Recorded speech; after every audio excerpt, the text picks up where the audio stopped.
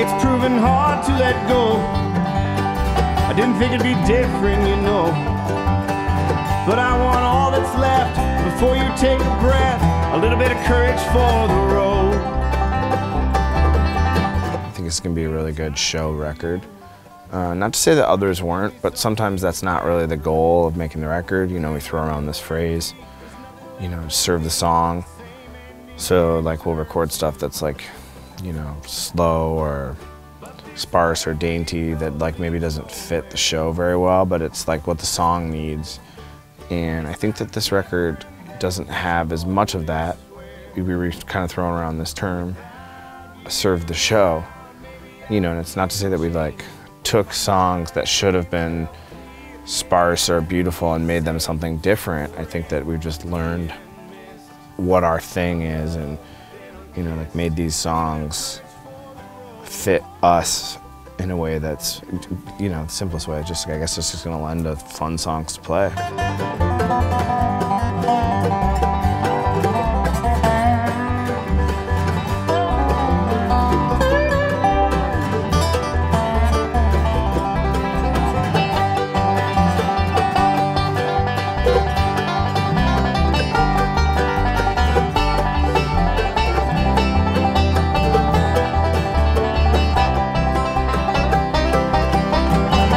Can I know what to feel?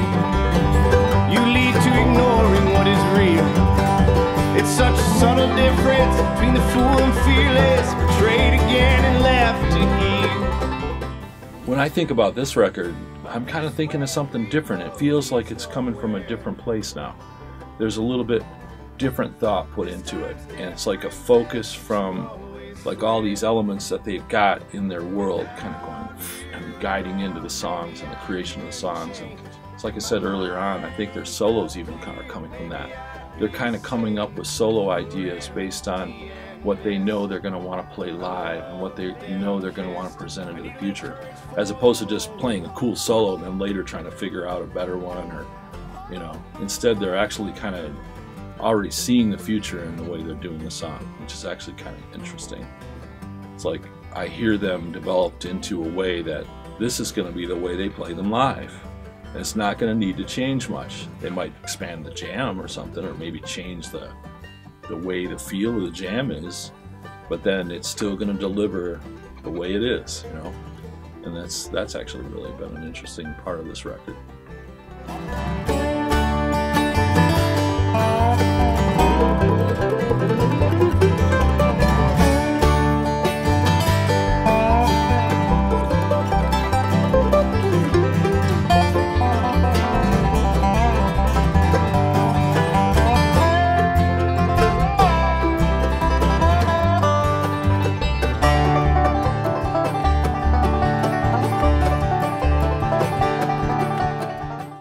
If we've ever with any of our albums tried to not be a jam band, I think this is the album where we're embracing that part of who we are.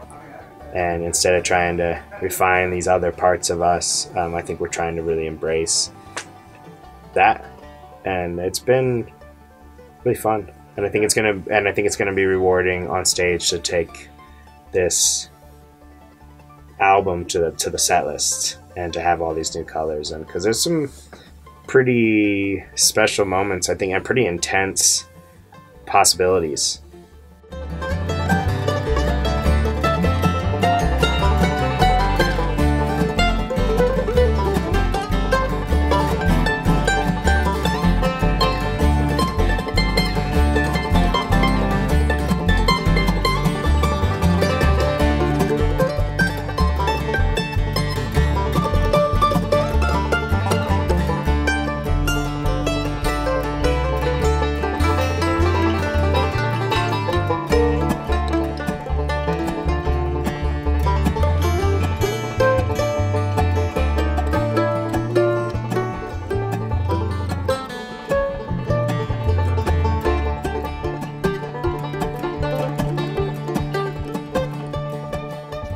A lot of the stuff we do live with effects and with amps and all this improvising and these psychedelic moments we have can be like an afterthought on the songs.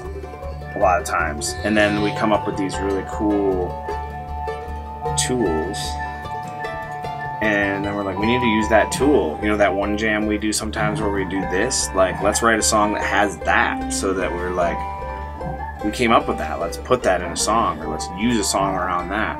And I think there's a lot of that going on with this record, which is probably what makes me so excited to play it, because, you know, at the risk of sounding like it's not fresh and new, a lot of it is stuff that we do, and I'm excited to do it more with focused intention and like a placement and, you know, a home for some of these rock and roll psychedelic things we do when we play shows.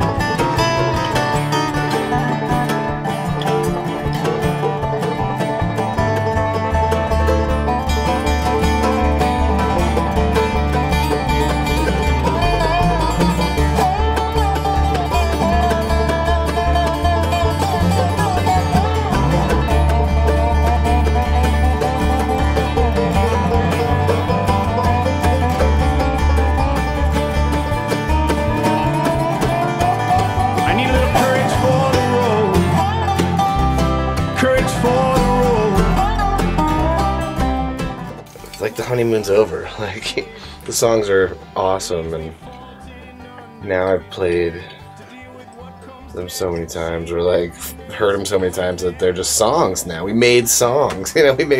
We turned them into songs, and that whole process, you know, besides lots of hard work, it's like an emotional process. It's like birthing something. But you know, you've like, we made things, you know.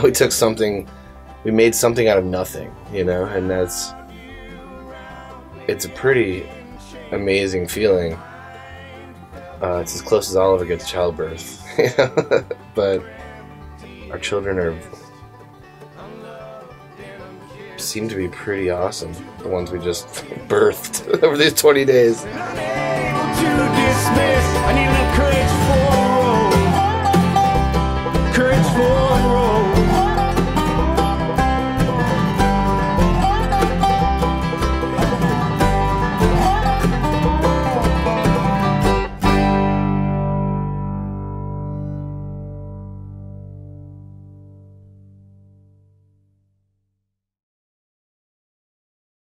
We write stuff together. Like, I always liken it to like a Paul or Dave song is like it's like a singer-songwriter and a guitar song when it gets brought to us. And then we together turn it into a Green Sky song. Yeah. Okay, let's try this. Do the hits the first time, and then come back in on the D minor, and then do the hits the second time, and then let him play the D minor alone, like the intro vibe, and then you hit the B flat and the D minor, probably 2 times through, and then the next B flat we all go. Yeah, that's what I think it'll be cool. 1, 2, 3, while do it all.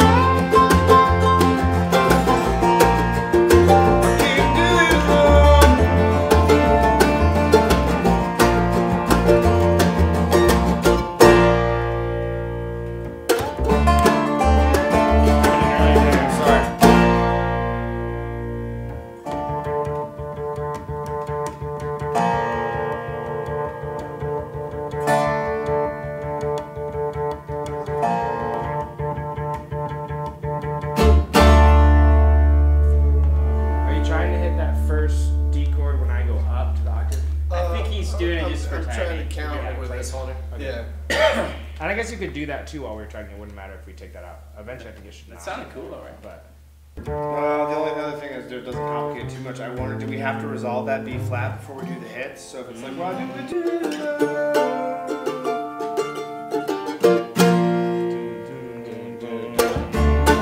Oh, that's really cool, man. Is that better? Let's all try it because we're all sitting on that B flat just doing nothing. We've got this new song that, like a baby, that was just born. We've never met this baby before. We love this baby, and we want to give the baby all that it needs to succeed. And some babies need some things and other babies need other things. All of a sudden it needs like, it feels right, but it needs something to fill in this crack or needs this hook to bring it around. And we do a lot of that in arrangement and in texturing. You could go to low E one time and a high E another time. And so your part changes around mine in that, like, be like an octave of harmonies. Yeah. You know what I'm saying? I think this is a good arrangement. I think doubling the odd time part made it like a little bit more of a sonic event. I think it'd be really cool if it was a banjo moment, because we've got a lot of moments for the other instruments, but not in like an effective banjo moment would be something we haven't done. I wonder if we'll start doing it though, and then think that just 2 times 3 is short. So the hook on the beginning is the one thing that we probably need to decide if we're gonna do 1 or 2. I kind of like the shorter one. Cool with whatever.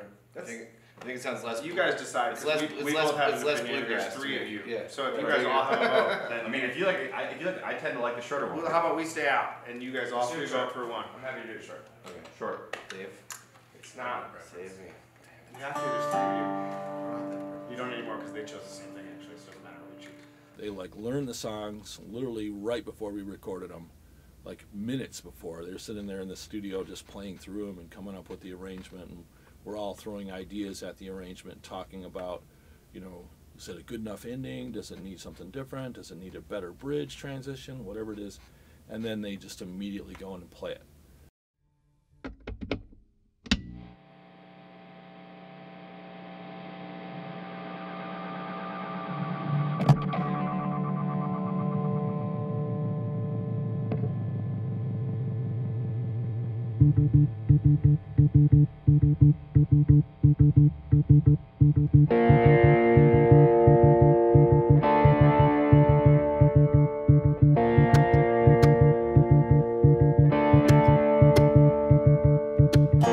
Heaven's gonna pass you up for living life like this, leaving all but nothing. There's nothing for you to miss. That's why you're filling up.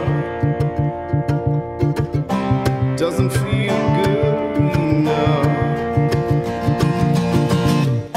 You know, they don't like to monkey with stuff, which is pretty interesting because I play in a lot of bands and play with a lot of folks that are like real or raw or greasy or whatever, and we all edit between takes easy, you know, like half of one take and half of another. Even on tape we band punch and stuff, and these guys, it's like they don't want to monkey with stuff, so like it's either this whole track worked or it didn't, where with other bands, you know, you easily grab a chorus or go from the bridge on in one take to another or something. They just don't like to mess with that point. Even singing, like they would rather just sing the whole take than try to really monkey around with it, so, which is cool. Just pushed off the name of the past. Why do we do it alone? Why do we do it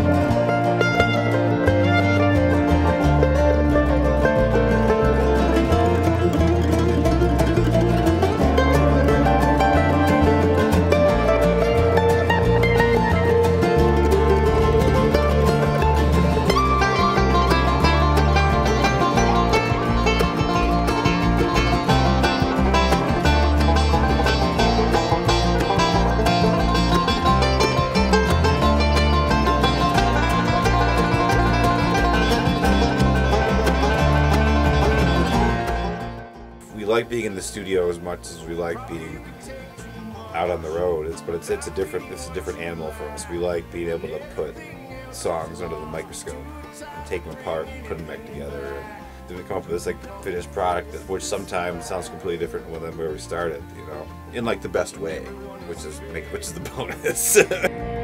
Why do we do it alone? I can't do it alone. Why do we do it alone? I can't do it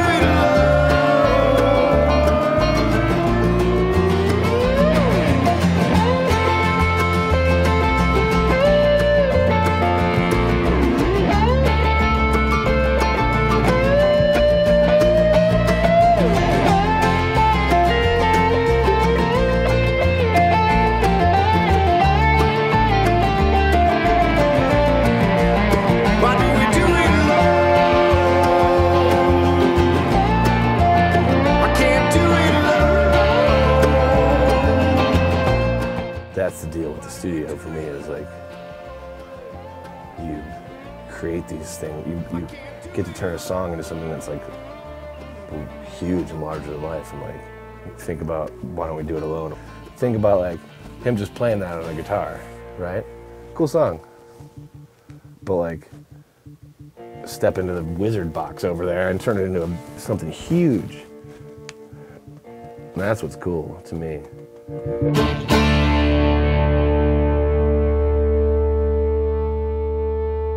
I walk over to the studio every morning, you know, from our house here that we're staying at, and typically listen to, you know, our current situation and internalize it a bit. But I try just to keep positive, because it's really easy to get frustrated on things, you know. I mean, I want it to be great. It gets incrementally harder every day in, day out. You know, so I like to get there early enough to be able to, like I do every morning, where I make breakfast and have a coffee and then go up to my tracking space and pick up my banjo for a second, you know. And I think it's really important to get in that kind of, that helps to get in that kind of headspace, to, you know, but not have to rush into it, you know, kind of, because you know it's going to be a long day once you get started. You guys want to try another one? Back into it. Let's do one more. Yeah, I like that kind of talk. I likes that kind of talk.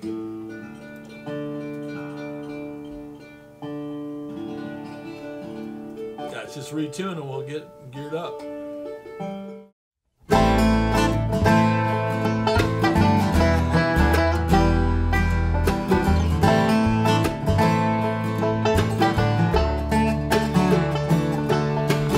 If I was a mountain standing tall and proud, silent and still, I'd wait for you. This is actually a really exciting time for them. I mean, it's like, you know, they're at a point where I think they've done enough recording and enough touring, enough traveling, that now their intent and their dreams they put into their songs in a different way. It's a little more direct to the source, which is actually pretty awesome. And you see it and hear it in how they're emotionally delivering what they're doing, and what their message is, and what their ideas are, and what their solos are. So to me, this is like really fun, because I get to see that and get to kind of help assemble it and help deliver whatever it is they're dreaming about, which I'm excited about.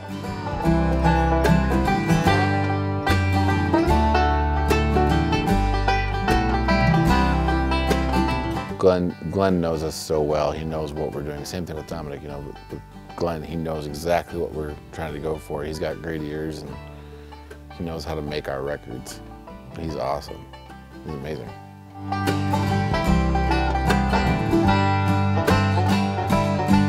You know, we essentially started out as like a bluegrass band, you know, like straight up one microphone, bluegrass sound. And then we started working with Glenn, and you know, I don't think we had started working with some effects, but not nearly to the extent that our shows are now, you know.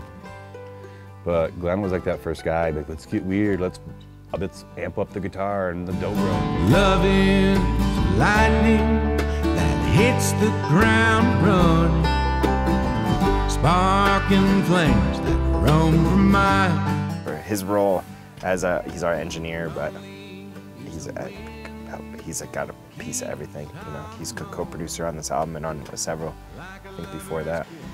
Glenn, he's amazing. Your light shines through the valley, while my heart shakes the ground. Turnout is, I think it's going to be produced by Green Sky Bluegrass with Glenn Brown and Dominic Davis. So it's like a co-produced Glenn and I. So, and I like that, because I knew that Glenn, even when he's not producing himself, like producing basically, because he can't help it and he's got ears, you know. So I wanted, if you bring him into that situation, letting him know it's okay that he is producing, then he'll get more out of it.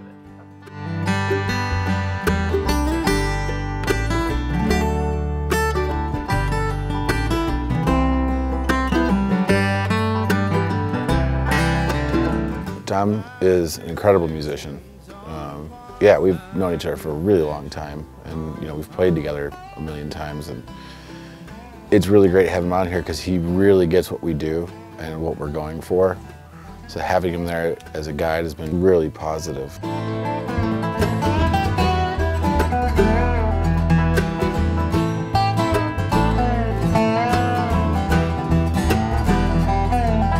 Dominic's that guy that we all just mutually respect. He's a person we can bring into our world, who knows us all, is friends with us all, and he gets it. He gets Green Sky. He's seen everything we've been through, up close and from a distance. The sky is my memory, and the sun is a beat. He knows what the band is about. I mean, he's seen us grow up, you know. He was in a band that was a huge influence on us. Wanted to be like them.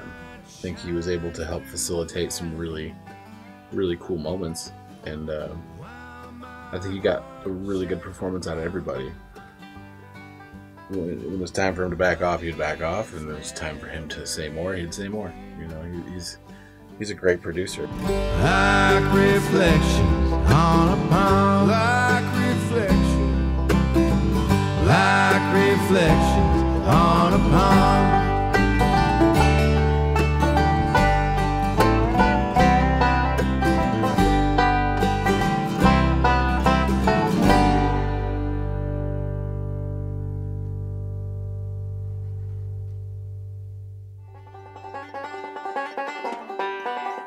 Hey everybody, Ernie Harwell here. It was a great day for a game of baseball. Brought to you by Green Sky Bluegrass. Green Sky Bluegrass, America's favorite nerve tonic for over 100 years. Thank you, and we'll see you next time.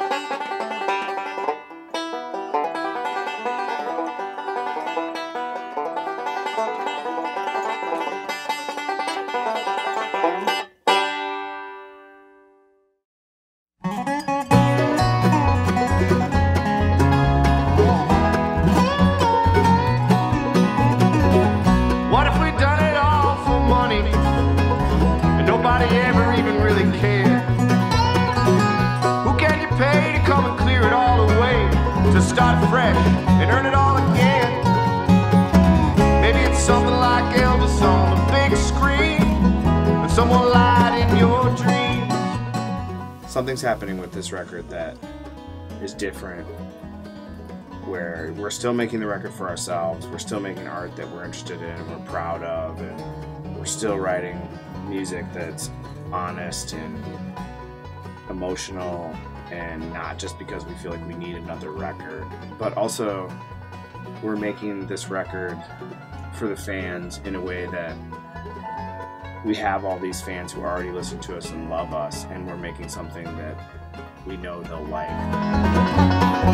If you're gonna put the hard times on poor choices, gotta put the good ones on luck. You better save something for to get you smarter, but when you're done and all out of work. With this album, I think we're creating music to serve who we are and who we've become and what it is that we have with our fans and with our family. It's about feeding the band that is the live band that Green Sky, not playing into this model of releasing the album for some statistical success. I know that we're not the type of band anymore who is naive enough to think that that's us, or to think that that's what we want. Because something we have is something that's very ours and owned.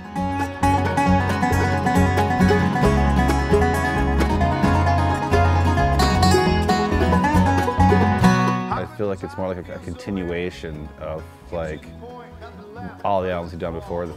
You know, like every album that we've done sounds more and more Green Sky, and I feel like this is the most Green Sky sounding album yet. You know. Could be like sending people into outer space with no real finish to the race.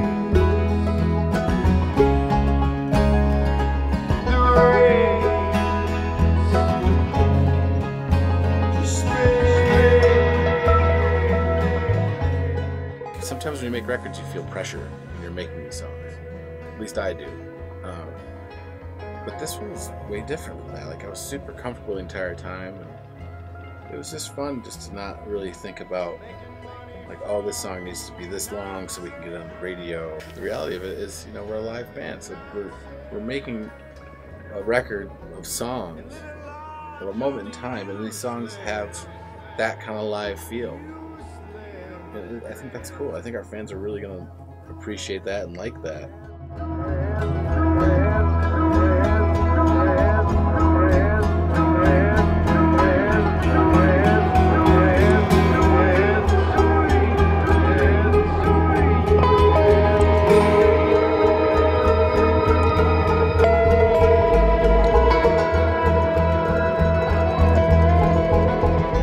As much as we're making it for ourselves, we're also making it for other people, right?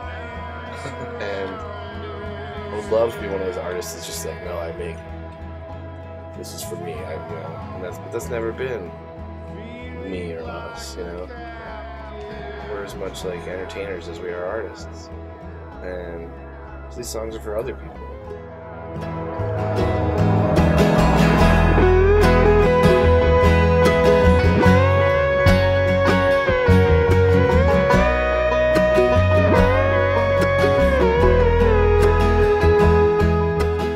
We have some sound palettes, I think, that we're good at, and we're creating some new ones. But like, we got an R&B tune, we've got a majestic, open love song tune, we've got a almost techno sort of driving, we got a bluegrass tune. Watching this album come together, I think we have the things we need.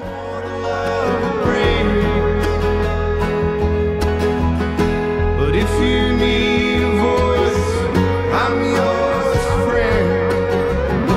Something better in the end. I was like kicking around this song idea for a long time about how I wanted to write and capture the idea that success or the things you want can be a paradox, you know, careful what you wish for. And I had this idea that being surrounded by all these people that love us is such a blessing, but also a burden. Or having a captive audience that also makes us feel captured. There's this really interesting paradox there. It's like, man, it's awesome these people love us. Oh, it's scary. They won't let us breathe. So that's kind of what the song is about, and that's what the album's called. You know, at the risk of maybe over-exploiting that sort of cliche image.